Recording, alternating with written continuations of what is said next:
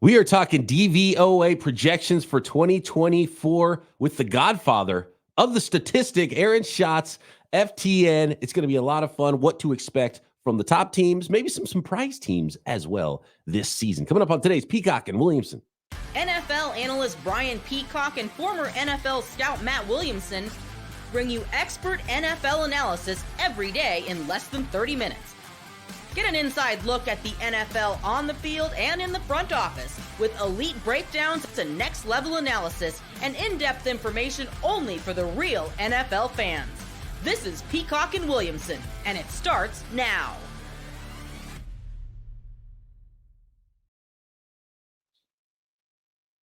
Welcome to the Peacock and Williamson NFL Show. Brian Peacock alongside Matt Williamson, as always, at BD Peacock, at Williamson NFL. Thanks, everybody, for making us your first listen on the Locked On Podcast Network. Your team every day. We always love and appreciate all of our everydayers out there. Hit that subscribe button on YouTube or wherever you are listening to this podcast. We'll get to our very special guest here in one moment. Today's episode of Peacock and Williamson is brought to you by Game Time. Download the Game Time app. Create an account and use code LOCKEDONNFL for $20 off your first purchase. Terms apply.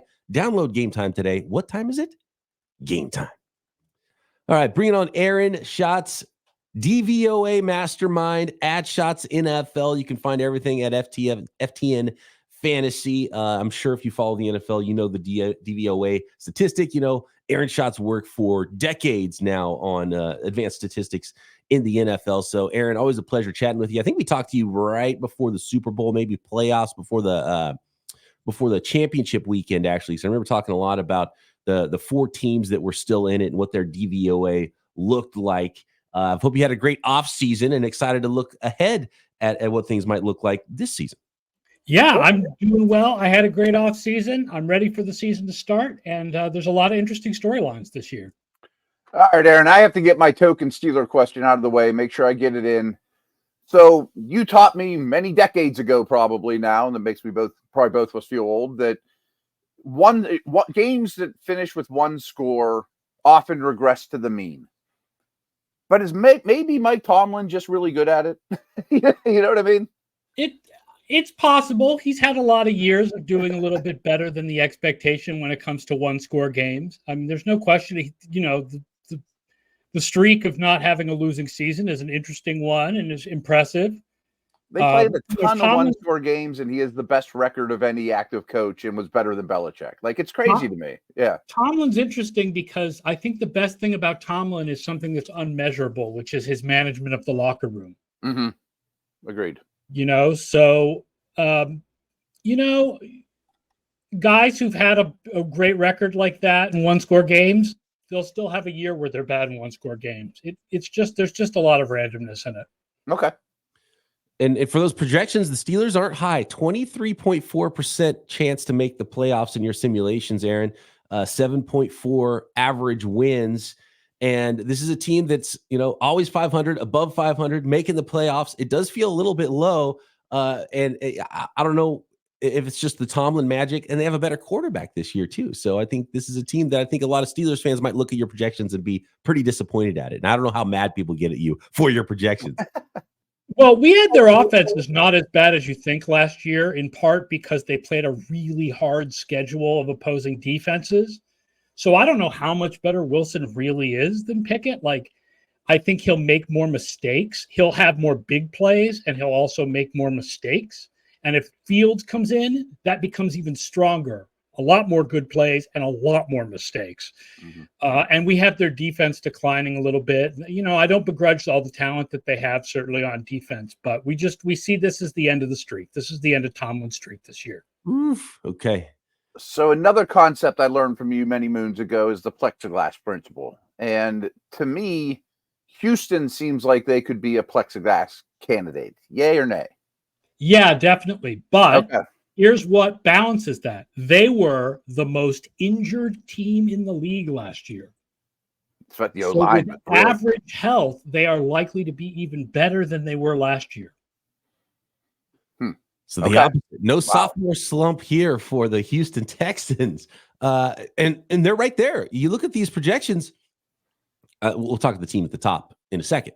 There's some questions about the San Francisco 49ers who are number one on this list. And if I believe they were number one in DVOA last year as well, right there with the Baltimore Ravens. The Ravens are 2, KC 3, the Houston Texans are 4. Those so Houston's here for you, right, Aaron? Like they are among the peers of the Kansas City Chiefs and the Baltimore Ravens now. Yeah, when you add in probably better health with Stephon Diggs and a couple of the additions that they made on defense, it just looks like a really good team for this year. I can't argue that, but I mean, people don't know the plexiglass principle. It's usually when you take a massive step forward, you're bound to kind of bounce back and take a step back. And they just seem like a team that could be that, right in that mode for me. So another thing that stood out to me, I have no problems, and if I were doing projections, I would have the Browns as the number 1 defense projection as well. But their home road splits last year on defense were almost hard to believe. Like they were a below average defense on the road and unbelievable at home. Is that something you can even account for with numbers and analytics? Nope, there is no evidence that those kinds of home road splits for a single year carry over into the future at all. They're not predictive at all. Okay. What is the home advantage then in general for teams for you?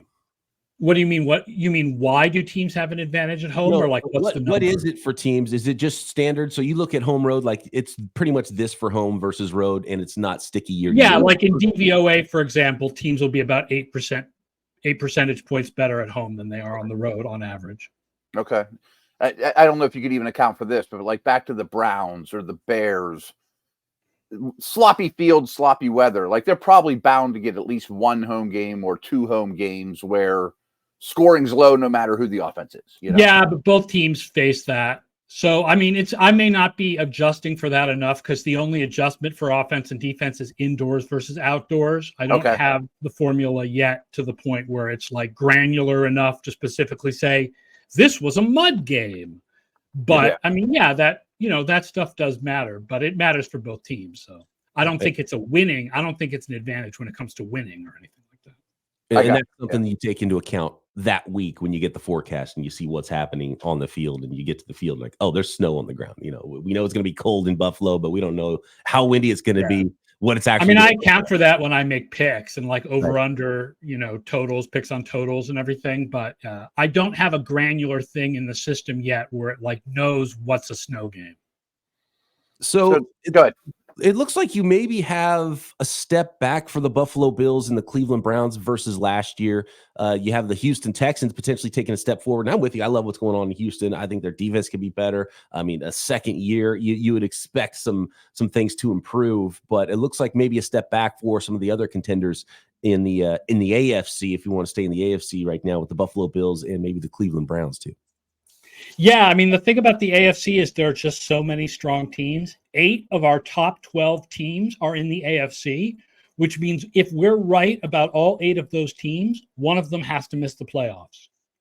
Makes sense. And that doesn't even account for the fact that one of the 8 teams that we have below that might be better than expected and make the playoffs, and then 2 of those teams have to miss the playoffs. So everyone understands how important turnover differential is. I believe, and this was something I was taught when I was with the Browns many years ago, and a lot of NFL people are sort of on board with it, and I just wonder analytically if you agree. I think missing the field goal is the exact same thing as a turnover. I think missing a 4th down opportunity is the same thing as a turnover. I mean, my logic is on 3rd down, if the quarterback gets sacked 7 yards behind the line of scrimmage, the ball pops out and the defense falls on it. Isn't that the same as the next down? Trying a field goal and missing it and handing it to the other team? Sure, I suppose. I mean, look, giving up possession of the ball is always bad. Yeah, you're handing the ball to the other team. You don't want to do it. There are situations in which it is better to give up possession. If it's 4th and 10 on your own 20, you're better off giving up possession than trying to convert that 4th and 10 on your own 20. But for the most part, giving up possession is bad. It doesn't matter how you give up possession. Giving up possession is bad, and having a long drive and then not scoring any points by missing a field goal is also bad. Mm-hmm. So in those 2 instances, I don't even get the opportunity to punt and change field position. It's just like I fumbled the play before, basically. Right. Here's the thing is, though, if you go for it on like 4th and 1 on the 50, your opportunity to convert is very high. Mm-hmm. So, yeah, if you fail, it's like a turnover. But think of all the times in which you don't fail. Right. But if you fail, you give the ball to the opponent at midfield. Right. And yes. I count that as a turnover. Okay. Williamson's watched way too many defensive-led Pittsburgh Steelers football. You can tell. But the thing is, I don't think if you count that as a turnover or not, I don't think it changes anything. Like it's just semantics. Like it's failing on 4th down is bad. Like it doesn't matter what you call it; it's not good. 100%. But like when if I do the Steeler post game show and a caller will be like, "Well, they won the turnover battle 1-0," but I'll be like, "Yeah, but they missed 2 kicks and they were 0 for 3 on 4th downs. They really lost it -3."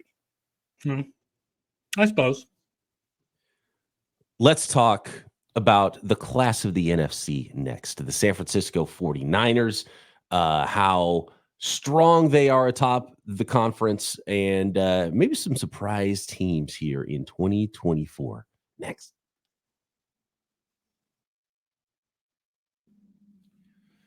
Today's episode of Peacock and Williamson is brought to you by 5 Hour Energy. 5 Hour Energy fixes tired fast. Whether you have a long list to do for work, or in my case, sometimes after work is where you really hit that wall. And something like 5 Hour Energy can really help you go do the things you need to do after work, after you pick up your kid and get dinner ready. Go do something athletic. Go play a softball game at night. And I'm dragging, by the time I get to the time of the day. So the afternoon hours really helps me with a 5 Hour Energy. Knock all those DIY projects out, on the weekend. Take that 5 Hour Energy shot so you can check everything off your list. With 0 sugar, a convenient portable size, it's the perfect pick-me-up for getting stuff done. 5 Hour Energy website has flavors galore: watermelon, tropical burst, grape, berry, and more. There is a flavor for everyone. So, go check it out and try them all. So, if you go to 5hourenergy.com, that is the number 5hourenergy.com, and get some 5 Hour Energy product today. You can use our promo code LOCKEDONFB, like football, LOCKEDONFB, to receive 20% off your order. This offer is only valid until September 30th on one order and cannot be used with other promotions. The code is not good on subscription orders. LOCKEDONFB is the code to receive 20% off. Go to 5hourenergy.com today.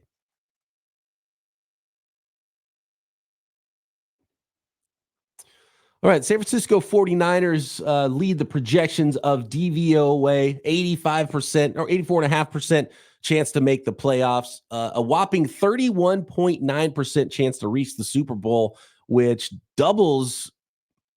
more than doubles the next closest team. 10% higher than any other team. That's Lions. Really high. Yeah, and 11.3 wins for the 49ers. Do you believe that strongly? Is that just what the numbers lead you to? Does your heart play into this when you look at maybe a Super Bowl hangover that we've seen in the past for teams? The 49ers vibes feel low to me, and you've got the Brandon Aiyuk and the Trent Williams holdout still. If those players aren't around, like, what does that change for a projection?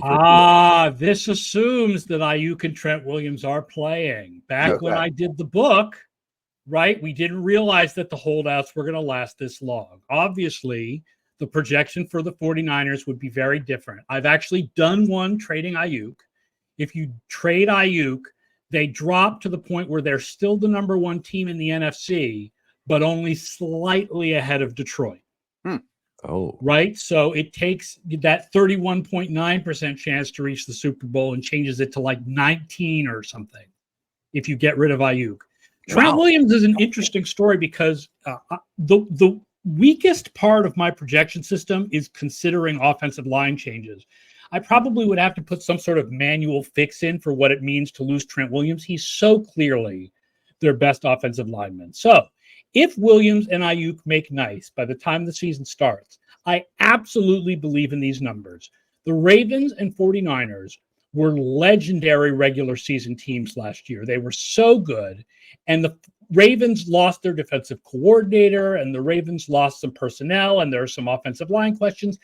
you don't have the same questions about the 49ers. There's a feeling that they might have gotten better at defensive coordinator, and they didn't lose personnel like the Ravens did. So absolutely, especially given that there's also less competition in the NFC, I am a big believer in the 49ers if everyone can make nice. So speaking of changes, recent changes since the book was published, when the book was published, I think the Patriots were the number 3 defense, and I know Atlanta was last. Now, Judon leaves New England and goes to Atlanta. Barmore has issues, and Simmons was added. Do those change those defensive projections? Yes. In the current projections, I believe the Patriots are now the number 9 defense. Wow. And Atlanta has gone from 32nd to 23rd. Wow. Okay. And we had Atlanta. We were much lower on Atlanta than the market. We had them with only 7.6 average wins in the book simulation. In the latest simulation I've done, they're up to 8.7 average wins. Wow. That's a big deal. So they've added over 1 average win in the simulations by adding Simmons and Judon. Yeah. Big, good moves. Throughout all of your simulations and all these projections, and I know you know the numbers inside and out already, so I don't know if it's hard or easy to surprise you. Was there any big surprises to you when you spit out these full 2024 season projections for teams? I mean, I think the thing is that I do know the numbers, and so I know what to expect. The surprises, I think, are to other people. Other people will look at it and be like really surprised that a certain team comes out high or low. Or I guess I was a little surprised by how low the Bears came out. That was one of my notes. I have Caleb Williams with the best projection of any of the rookie quarterbacks, and they went and they added Keenan Allen, and I still have them pretty low. Here's the thing about the rookie quarterbacks. I'm going to be wrong about at least one of them, right? You have to assume that rookie quarterbacks are going to be bad. And I add Anthony Richardson when I'm saying that, right? Because Anthony Richardson only played 4 games. We don't really know what he is. But of all the rookie quarterbacks plus Richardson, it's very likely that one of them will be pretty good. And I do think subjectively that the one who is most likely to be the good one is Caleb Williams. So if you ask me, like, what team do I think I'm most likely wrong about, the answer is the Chicago Bears. Put it this way, I would not put any money on my Chicago Bears projection. Yeah, that was one of my remaining notes, was shocked on both sides of the ball how low Chicago is. On defense, it's because second half improvement does not necessarily roll over to the next year. And they were very high in turnovers last year and are unlikely to be as high in turnovers this year. Does that apply to the Raiders too? I know the Raiders defense was way better in the second half than the beginning. I believe so. Yeah. And it applies to the Packers offense. We do have the Packers offense. That's my other note. Really good, but it also applies to the Packers offense that we have them projected really good, but not as good as they were in the second half of the year. I was going to say, you have them 3rd in DVOA. Does that make you a little uncomfortable, Packers offense? No, I think the Packers offense, there's so much talent there, right? Like, I mean, the thing about the Packers is that every year we're like, oh, this is the year they're going to get their defense together. And every year it's not. So same thing this year, right? That's our projection sleeper for fantasy defense every year. And then 3rd on offense and 24th on defense. So. Is that part of the reason why the Bears end up where they are, because of how good the Lions and the Packers are? And you even have the Minnesota Vikings at a pretty solid rate. Yeah, the Vikings, we have the Vikings defense projected better than the Bears defense, and the offense too, because the fact, I'm a big believer in the Kevin O'Connell offense and their ability to get something out of any quarterback, even Sam Darnold. You know, and you're like, oh my God, Caleb Williams has this guy and this guy and this guy. Well, you know, Sam Darnold has Justin Jefferson and Jordan Addison and a couple of pretty good tackles in Darrisaw and O'Neal. So I think Minnesota is a little bit better than people think they are, but I don't think they're good. Okay. Speaking of not being good, the Giants and Commanders come in last in projected total DVOA. So that doesn't surprise me one bit, especially Washington. But how much of an effect does that have on the Eagles in Dallas for you, getting to play those guys 4 times? Oh, a little bit, because we don't have the Eagles very good. We have the Eagles as an average team. Okay. But they average a winning record in part because they have an easy schedule. We think the Eagles are overrated by the public, which doesn't realize just how bad they were even in the first half of last year, when they were 10-1, they were only 9th in DVOA, and then they collapsed in the second half of the year. Plus, I don't think people understand how important Jason Kelce was to that team. Good point. We were just talking the other day. I think Hurts might be a smidge overrated too. I feel like Hurts is kind of properly rated at this point, but their defense is, I mean, they're depending a lot on young corners. Yes, and the linebackers are iffy, and Bryce Huff can't stop the run, even though he's a good pass rusher. And I just think their defense overall is not going to be a good one. It wasn't last year. Last one real quick for you, Aaron, before we let you go. Appreciate your time. NFC South. Who you putting your money behind there? Is it the... I am driving the bandwagon for the New Orleans Saints. Ooh. Wow, okay. The New Orleans Saints are extremely mediocre. Which is good enough, huh? Which is good enough. They are average on offense. They are average on defense. Derek Carr has been a slightly above average quarterback for the last 3 years. He is the embodiment of what it means to be 14th best. And I realize this sounds right. The thing is, they've bored everybody into thinking that they're bad. But they're not bad. Like, unless Cameron Jordan and Demario Davis suddenly get really old, this is not a bad team. It's just a very average team with a very easy schedule. And since I'm not as high on Atlanta as the public, I think New Orleans is the best team in the division. There you go. New Orleans Saints, the most mediocre, which is a good thing in this division in the NFC South. Fantastic stuff, Aaron. We could talk to you all day. For those out there want to know more about DVOA, want to be smarter football fan, go follow Schatz NFL on Twitter. And of course, FTN Fantasies, where you can find so much information. Get the book on the season. Yeah, the book is still available, folks. FTN Football Almanac 2024, our 450-page season preview. You can get the online version, ftnfantasy.com/almanac, or for the physical book, just search Amazon for FTN Football Almanac 2024 with Travis Kelce on the cover. There you go. And by the way, I just saw on FTN Fantasy some retro throwback DVOA seasons too for the old heads out there that want to learn a little bit more about some of the times. I have going back to 1979. And wow. We are currently working on 1978. We should have 1978 next offseason. I think I've bought every almanac you've ever produced. Awesome. There's 20. There's 20 of them now. Wow. That is Aaron Schatz. Aaron, appreciate it, man. Thank you so much. All right. Have a good day, guys. Today's episode of Peacock and Williamson is brought to you by Game Time. It's the place for tickets, and especially those sweet last-minute deals on tickets for your favorite sporting events, all live events, concerts, comedy shows, theater events, whatever it is near you. And Game Time has a new feature called Game Time Picks that makes getting tickets for your favorite live events even easier. Game Time Picks filters out all the fluff so you can see all just the incredible deals and great seats and curated, so you don't have to waste time searching through thousands of tickets for some of these events where they are massive events with a massive amount of tickets available. So hone that in with Game Time Picks.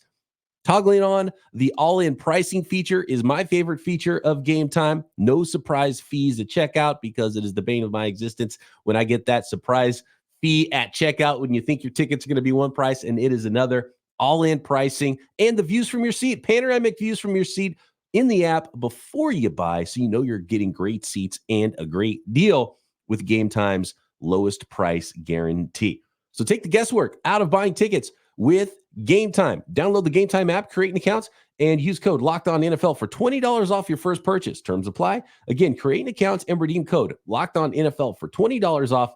Download Game Time today. What time is it? Game Time.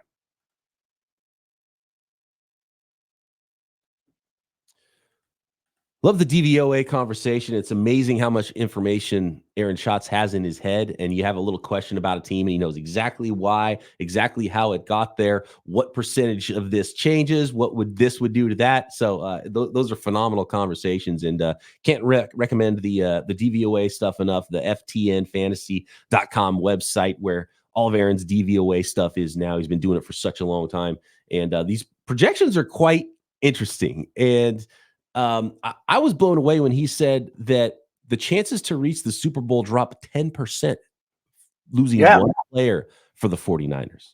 That was one of my notes on the Niners is they were when this stuff came out, they were 10% better chance than anybody in the league. And that doesn't sound like a lot, but it's a ton. It's a cavern. I mean, huge. So I thought that was really interesting.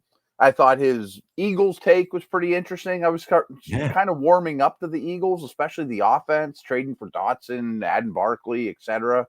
But the defense is pretty concerning. And I think the Saints is a good point. You know, like they're such a boring team. They're kind of a meaningless team, but that might be all you need in the South. He's got them quite a bit ahead, because I was looking at the bottom half of the list and I saw Tampa Bay 8.7 wins, the Atlanta Falcons 7.6. Maybe you give Atlanta a bump because you believe in some of the moves they've made, and then I didn't even realize that he had New Orleans so high up there on the list. He's got them as the fourth team in the NFC. Yeah, and what's funny is he has them 15th overall, with the 15th ranked offense and the 14th ranked defense. Like, that's as boring and middle of the road as you get, but that might be enough.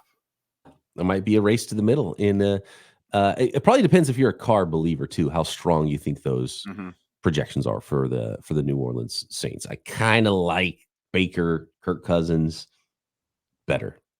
And actually, the Carolina Panthers aren't the worst team in the NFL either. They're not at the bottom. In fact, they're barely bottom 10. They're 1/10 of a win lower than my Steelers, so they're not that far off. How disappointed would Steelers fans be if the Pittsburgh Steelers had the same win total at like 7 as the Carolina Panthers? And how excited would the Panthers be if you said, "Hey, take it or leave it, 7 wins this year"? They'd be like, "Yes, give me that right now." Oh yeah, and who would you bet the over on? Who would you be more likely to bet the over on? Probably Tomlin. You know, right? So we mentioned Commanders and Giants were last, and we mentioned that they were low on the Bears, but the Bears are 30th. Only the Commanders and Giants are behind them. I mean, 27th ranked offense, 27th ranked defense. I mean, would be a dismal season for that team. Yeah, that would be a big disappointment, and probably would point to a lack of, Aaron nailed it though, talking about rookie quarterbacks. I mean, yeah. Even most years, you don't get a CJ Stroud like we saw last year. Like, the best rookie quarterback, we shouldn't expect to be as good as CJ Stroud was last year. And so I think, sort of short-term memory, you just got to go back to like 1 or 2 quarterback classes before, and you see what happened to the 2022 class, where there's one good quarterback and it was the last pick in the entire draft, right? And so it's not always that easy for rookie quarterbacks, and even ones that are good, like, I don't know, we go back to Peyton Manning, who led the league in interceptions as a rookie. It's not always easy, even for future Hall of Famers at quarterback as a rookie. So Shieldcopedia did a study a year or so ago about week 1. I'm almost certain this is where it was. Week 1, first round starting quarterbacks. Like, they give them the ball right off the bat, they're first round guys. And he said on average, by EPA, DVOA, whatever, they're like the 24th best quarterback in the league.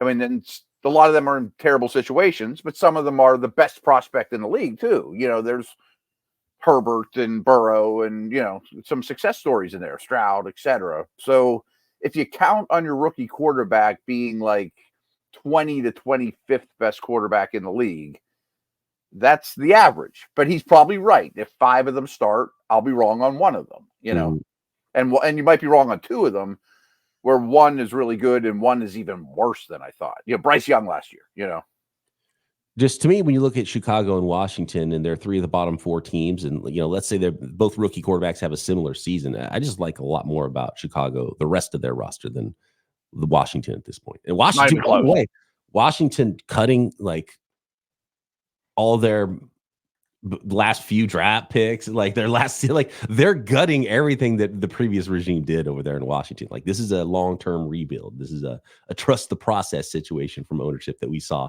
previously that he utilized when he was still owner of an NBA team. Yeah, that's very true. And I get it. I mean, again, they're trying to wipe the stink out of the facility of what was there for so long. Last thing I really have is he talked about the top teams, San Francisco, Baltimore. Both those guys all had some of the best DVOA in history last year during the regular season. Of course, the Chiefs are at the top. I opened to ask about Houston. They're 4.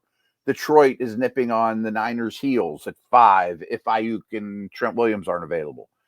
But I'm a little shocked that 6 and 7 are Dallas and Miami. Like, are either of those better teams than they were last year? Well, if you're down on Philadelphia, it almost in turn makes you have For to wins. be Yeah, that's a good high point. on Dallas, and it's still only 10.1 wins For both. Yeah. for the Dallas Cowboys and Detroit Lions. So, and 10 for the Miami Dolphins, who are right there and still only 4th in the AFC. I bet that is the thing with Dallas. If they think Washington and the Giants are the worst 2 teams in the league and Philly's vastly overrated, well, they're probably projecting Dallas to win 5 or 6 games in the division. And to be honest with you, that's been Dallas, right? Like 10 wins, Yeah. Right. in the first round of the playoffs by one of the other teams that's better. Yeah, 11th ranked offense, 8th ranked defense for Dallas. Yeah. Or I'm sorry, that's 11 and 6 for Dallas on both sides of the ball. So it's less about Dallas and more about how bad the rest of the NFC is projected to be, I think. I think that's what exactly. Yeah. Well said. Yeah. All right. DVOA, always fun stuff. Value over average statistics. So if you're looking at it percentage wise, what percentage over average are you? Or under average is what the stat is that you'll be looking at. For example, the Baltimore Ravens offense, 9% is their DVOA for offense. That's 9% better than average. And then you look at their defense. So total DVOA is 19.2% better than average is what their team DVOA is. If you're wondering about DVOA, and you can learn a lot more about it at ftnfantasy.com. It's always fantastic stuff. And Matt and I do like to reference DVOA quite a bit. So it's always good for you to know what we're talking about there if you're listening to this show as an everydayer. And we always appreciate all of our everydayers so much out there. Make sure you hit that subscribe button on YouTube or wherever you get your podcasts. Thanks for making us your first listen. For your second listen, don't forget your team is covered, no matter the sport, right here on the Locked On Podcast Network. Get ready for those fantasy drafts, Locked On Fantasy Football, Locked On Dynasty, and dominate your fantasy leagues. Of course, all right here, part of the Locked On Podcast Network, your team every day. Matt and I back next time right here at Peacock and Williamson.